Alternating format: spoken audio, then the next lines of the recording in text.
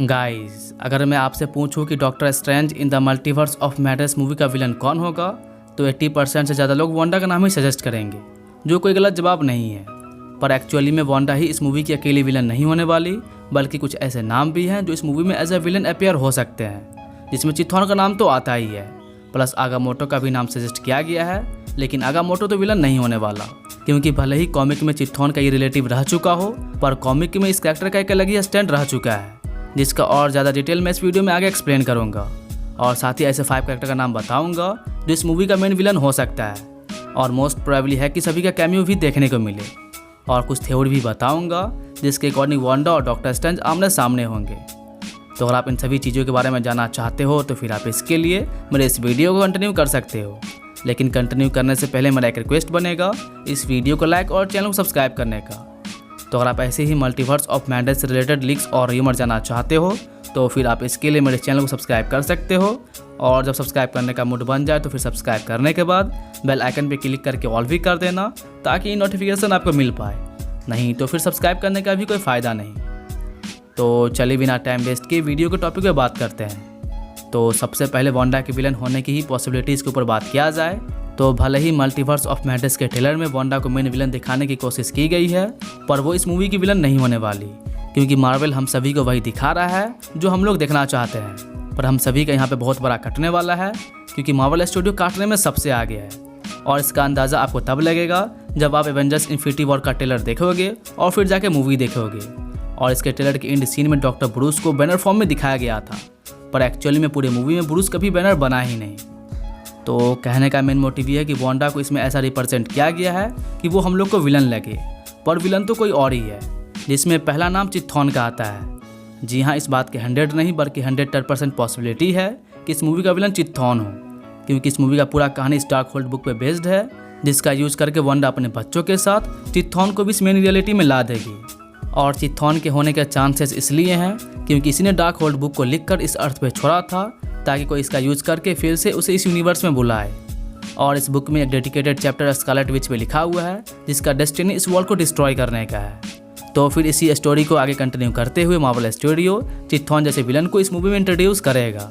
और जब वांडा को रियलाइज़ होगा कि उसने गलती नहीं बल्कि बहुत बड़ी गलती की है, जिसके बाद वो और डॉक्टर स्ट्रेंज दोनों मिलकर चिथॉन को हराएंगे, जिसे हराना तो आसान नहीं होगा।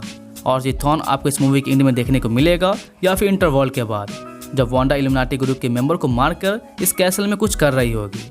और मोस्ट प्रोबेबली है कि इस जगह पे वो अपने वेरिएंट को कंट्रोल कर रही हो या फिर चिथॉन को बुलाने का स्पेल कास्ट कर रही हो।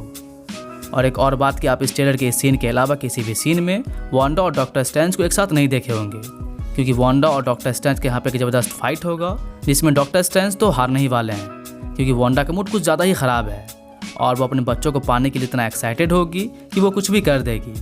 और एक र्यूमर के अकॉर्डिंग कहा जा रहा है कि जैसे सांग-ची मूवी में सु वेनवू के कैरेक्टर के साथ स्कैम हो रहा था, मतलब एक डिमॉन उनकी वाइफ की आवाज़ में उसे पुकार रहा था, वैसे ही इस मूवी में वांडा के सन्स वांडा को पुकारेंगे, लेकिन वो उनके बेटे नहीं बल्कि चिथॉन होगा। और ये सेम चीज़ वांडा विजन सीरीज के एंड सीन में भी देखने को मिल चुका है।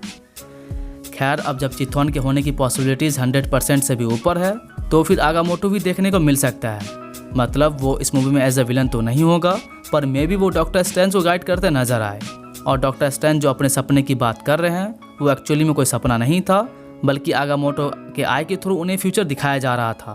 क्योंकि भले ही आगामोटो की इस आई के स्टोरी को इस यूनिवर्स में टाइम स्टोन के साथ जोड़ दिया गया था, पर कॉमिक में इसका एक अलग ही स्टैंड है। और ये चीज़ टाइम स्टोन के बिना भी टाइम में कुछ हद तक पीछे कर सकता है, बस वही इवेंट को जो इसके सामने घटा हो। और ये डार्क मैजिक को भी बहुत हद तक रोक सकता है। और आगामोटो ने इसे क्रिएट किया था ताकि डोरमामू जैसे विलन से सॉर्सरर सुप्रीम इस अर्थ को प्रोटेक्ट कर पाए। तो भाई मैं भी आगामोटो का ये आइज एक इम्पोर्टेंट रोल प्ले करे इस मल्टीवर्स ऑफ मैडनेस की दुनिया में। और आप जो ये बिल्डिंग का इरेज वाला सीन देख रहे हो वो एक्चुअली में एक नाइटमेयर ही है डॉक्टर स्ट्रेंज का, जो उसे आइज दिखा रहा है। तो हो न हो आगामोटो इस मूवी में देखने को मिल सकते हैं या फिर एंशिएंट वन। और फिर तीसरा कैरेक्टर जो मेरे अकॉर्डिंग इस मूवी में होगा वो उमर हो सकता है। वैसे आई नो कि आप में से बहुत सारे लोग इस कैरेक्टर का नाम पहली दफ़ा सुन रहे होंगे, पर मैं बता दूं कि इसके भाई को आप पहले ही मार्वल के सिनेमैटिक यूनिवर्स में देख चुके हो, जिसका नाम डोरमामू था। जी हाँ, ये उमर नाम की कैरेक्टर डोरमामू की बहन है, जो बहुत ही पावरफुल बीइंग है और इसे किंग ऑफ डार्क डायमेंशन भी माना जाता है। और अब जब डार्क डायमेंशन को मल्टीवर्स ऑफ मैडनेस में एक्सप्लोर किया ही जा रहा है तो फिर उमर जैसे कैरेक्टर को भी इंट्रोड्यूस किया जा सकता है और इसे होने की पॉसिबिलिटीज़ को ये कैरेक्टर और भी ज़्यादा बढ़ा देता है, जिसे आप अभी स्क्रीन पर देख रहे होंगे। और फिलहाल रूमर के अकॉर्डिंग इस कैरेक्टर को किले का नाम दिया गया है। तो भाई अगर सच में ये कैरेक्टर किले होती है तो आप लिख कर ले लो, इस मूवी में उमर दिखेंगे ही, क्योंकि कॉमिक में किले नाम की कैरेक्टर उमर की बेटी होती है और इसे डॉक्टर स्ट्रेंज प्यार करते हैं। तो मे भी ऐसा ही मार्वल के सिनेमैटिक यूनिवर्स में भी हो, क्योंकि ये कैरेक्टर हूबहू क्रिस्टिन पाल्मर से मिलता जुलता है जिसे डॉक्टर स्ट्रेंज पहले प्यार करते थे।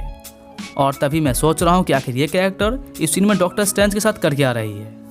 वेल, नंबर 4 पे कैंग द कनकरर आता है।